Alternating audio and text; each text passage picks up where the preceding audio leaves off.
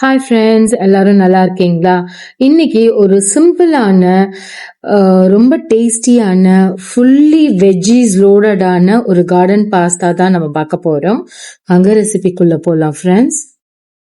ஒரு பெரிய பேன் வச்சுட்டு அதுல 1 ஸ்பூன் பட்டர் ஆட் பண்ணிக்கோங்க. அது கூட ஒரு 3 ஸ்பூன் ஆயில் ஆட் பண்ணிக்கோங்க.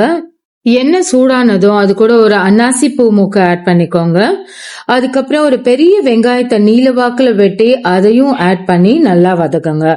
ஸோ வெங்காயம் வதங்கிட்டே இருக்கும்போது 2 ஸ்பூன் இஞ்சி பூண்டு பேஸ்ட் அது கூட ஆட் பண்ணி அதையுமே வதக்குங்க. வெங்காயம் நல்லா வதங்கினதுக்கு அப்புறம் கட் பண்ணி வச்சிருக்க ஒரு பெரிய தக்காளிய அது கூட ஆட் பண்ணி அதையுமே நல்லா வதக்குங்க.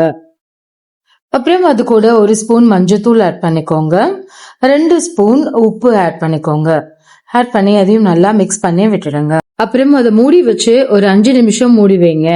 அப்புறம் 5 நிமிஷம் கழிச்சு எடுத்தீங்கன்னா அந்த தக்காளியும் வெங்காயமும் நல்லா வதங்கியிருக்கும். அடுத்து கேரட்டும் கேப்சிகமும் நீல வாக்குல கட் பண்ணி எடுத்துக்கோங்க. அதையும் இந்த டொமேட்டோ ஆனியன் மிக்ஸோட ஆட் பண்ணி நல்லா வதக்கி விடுங்க. அது கூட 1 கப்பு ப்ரக்கோலி ஆட் பண்ணிக்கோங்க. அண்ட் 1/2 கப்பு கார்ன் ஆட் பண்ணிக்கோங்க.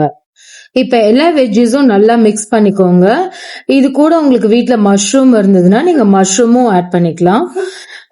இந்த வெஜ்ஜஸ் எல்லாம் நல்லா மிக்ஸ் பண்ணிட்டு ஒரு மூடி போட்டு ஒரு 5 மினிட்ஸ் குக் பண்ண விடுங்க. வேணா மீடியம் ஃப்ளேம்ல அடுப்பு இருக்கட்டும், அப்பதான் அடி பிடிக்காம கொஞ்சம் வெஜ்ஜஸ் எல்லாம் நல்லா குக் ஆகும்.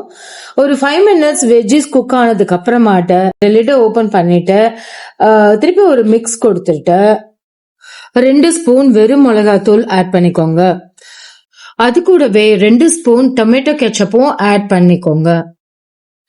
அப்புறம் இந்த வெஜ்ஜஸ் எல்லாத்தையும் நல்லா மிக்ஸ் பண்ணி விடுங்க. இந்த மசாலாவோட அந்த ரா ஸ்மெல் போற வரைக்கும் இந்த வெஜ்ஜஸ் அது கூட நல்லா மிக்ஸ் பண்ணி கொஞ்சம் அதை குக் பண்ண விடணும்.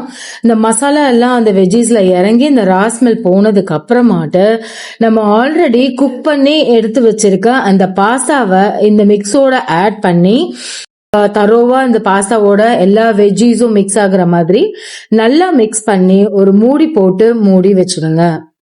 ஒரு 5 மினிட்ஸ் கழிச்சு மூடி ஓபன் பண்ணி பாத்தீங்கன்னா அந்த மசாலால பாஸ்தாலாம் நல்லா மிக்ஸ் ஆகி அந்த கலரே சாப்பிடணும் போல இருக்கும். அதுக்கப்புறம் சீஸ் இருந்துச்சுன்னா நீங்க அந்த சீஸை கிரேட் பண்ணி லைட்டா அது மேல ஸ்ப்ரெட் பண்ணிட்டு இந்த பாஸ்தாவை இன்னொரு மிக்ஸ் கொடுத்து நீங்க அழகா சர்வ் பண்ண ஆரம்பிச்சிடலாம்.